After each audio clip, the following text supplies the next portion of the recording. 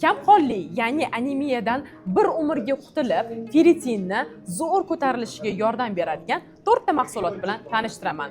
4-o'rinda bu kvashenная kaputta, ya'ni tuzlangan karom. Tuzlangan karom judayam vitamin C ga boy bo'lgani uchun temirni yaxshi so'rilishiga yordam beradi. Bundan tashqari, mikrofloradagi disbalansni to'g'rilaydi.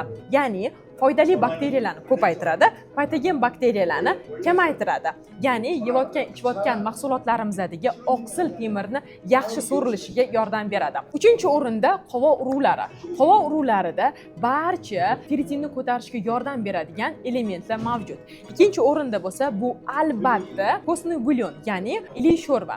Iliy sho'rva oqsilga boy bo'lgani uchun temirni, ferritinni sifatli ko'taradi va uzoq vaqt davomida ferritiningiz juda yuqori yuradi.